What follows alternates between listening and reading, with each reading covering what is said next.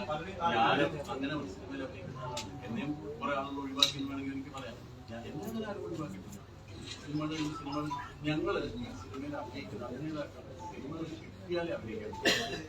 അത് ഞങ്ങൾ വിചാരിച്ചാൽ ഒഴിവാക്കാം, ഒഴിവാക്കാം, വേണമെങ്കിൽ അത് മാറിയില്ല. അപ്പൊ ഞങ്ങൾ വിചാരിച്ച സിനിമ ഉണ്ടാക്കാൻ പറ്റില്ല.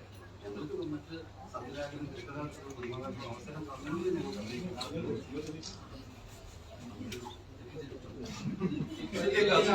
ഇപ്പൊ ഈ സർക്കാർ പറഞ്ഞ ഒരു കോൺക്ലേവ് നടത്താൻ തീരുമാനം, WCC പറഞ്ഞ പ്രധാനപ്പെട്ട അത് വേട്ടക്കാരുണ്ടാവും, ഞങ്ങൾ അതിൽ പങ്കെടുക്കില്ല. അത്ര ഒരു സംഭവം നടക്കുമ്പോൾ അമ്മയുടെ നിലപാടാണ് അതിനകത്ത് ആരൊക്കെ ആയിരിക്കും വരിക പരീക്ഷ ഈ ഇടയ്ക്ക്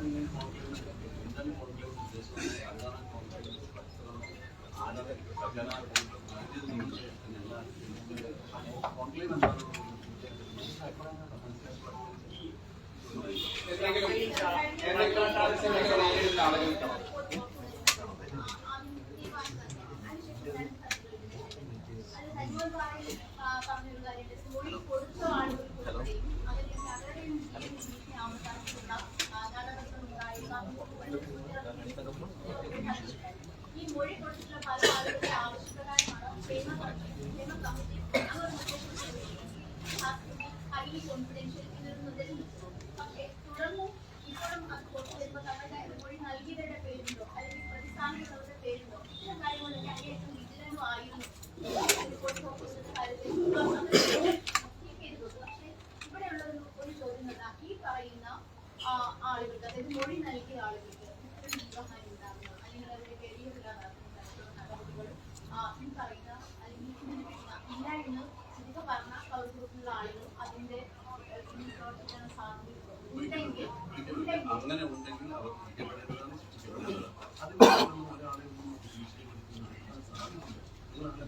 അങ്ങനെ അവർ ഭയപ്പെടുന്നുണ്ടാവാനായി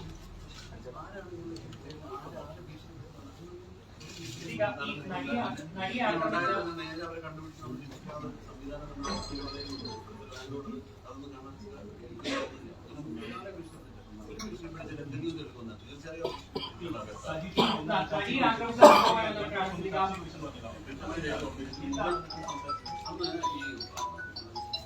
നിയമ കമ്മിറ്റിയിൽ അടിസ്ഥാനത്തിൽ അവർ ഇരുപതോളം നിർദ്ദേശങ്ങൾ വെച്ചിട്ടുണ്ട്. ഒന്നായിട്ട് പ്രധാനമായിട്ട് ചോദിച്ചിരിക്കുന്നത് തുല്യ അതല്ലെങ്കിൽ ഇതിനോട് പ്രാഥമിക ആവശ്യങ്ങൾക്കുള്ള സൗകര്യങ്ങൾ അപ്പൊ അവരുടെ പേരിൽ ആ സൗകര്യങ്ങൾ കൊടുക്കാനുള്ള നിർദ്ദേശങ്ങൾ അതിനെക്കുറിച്ചുള്ള എന്ത് നടപടികളാണ് കൊണ്ടുപോകാൻ പറ്റുന്ന ഞങ്ങളുടെ നിർദ്ദേശങ്ങളാണ്.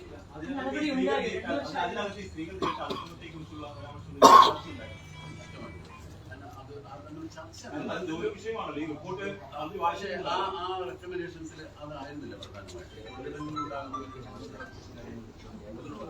അല്ല, എനിക്ക് പ്രത്യേകിച്ച് ഓർമ്മയുള്ളത് ഈ പ്രതിഫലത്തെ പലപ്പോഴും തുല്യ പ്രതിഫലം കൊടുക്കണം. അതിന് സിനിമയിൽ അങ്ങനെയുള്ള കാര്യങ്ങളായിരുന്നു.